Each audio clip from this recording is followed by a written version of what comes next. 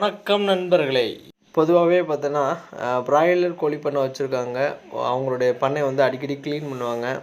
ஆனால் இந்த மாதிரி கிளிமூக்கு கோழி, கட்டு சேவல், இந்த நாட்டுக்கோழிகள் வளர்க்குறவங்க பார்த்தீங்கன்னா பெரும்பாலும் வந்து அதை வந்து பண்ணையை க்ளீன் பண்ணணுமா அப்படிங்கிற ஒரு ஒரு விழிப்புணர்வே இல்லாமல் இருப்பாங்க. ஆனால் கம்பல்சரி வந்து நீங்கள் பண்ணையை வந்து குறைந்தது ஒரு மாதத்துக்கு ஒரு முறையாவது நீங்கள் க்ளீன் பண்ணணும். க்ளீன் மீன்ஸு கழுவி விடணும். அப்படி கழுவுனா தான் நோய் கிருமிகள் தாக்கம் இல்லாமல் இருக்கும்.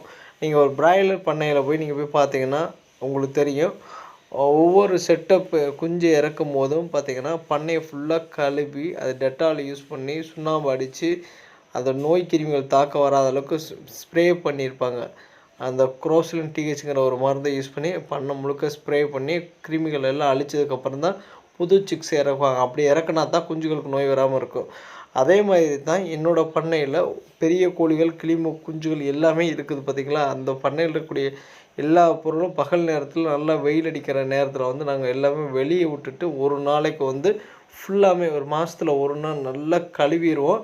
கழுவிட்டு ஆறுறதுக்காண்டி ஃபேன் போட்டு விட்ருவோம். ப்ளஸ் வந்து குண்டு பல்ப் போட்டு விட்ருவோம். குஞ்சுகள் அடைக்கிற இடத்துல வந்து 60 வாட்ஸு 100 வாட்ஸு குண்டு பல்ப் போட்டு நல்லா ஹீட் ஆக்கிடுவோம்.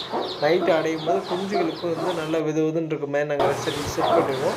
மழை காலம் வந்து அடிக்கடி கழுவுறோம். ஒருவேளை நீங்கள் ஒரு மாதத்துக்கு ஒரு நீங்கள் கழுவுறீங்க, மழை காலமாக இருக்குன்னா கொஞ்சம் ரொம்ப மழை பெய்யுதுன்னா அந்த காலகட்டத்தில் கழுவக்கூடாது. மழை முடிஞ்சதுக்கப்புறம் கொஞ்சம் வெயில் அடிக்கும்போது நீங்கள் கழுவிக்கோங்க.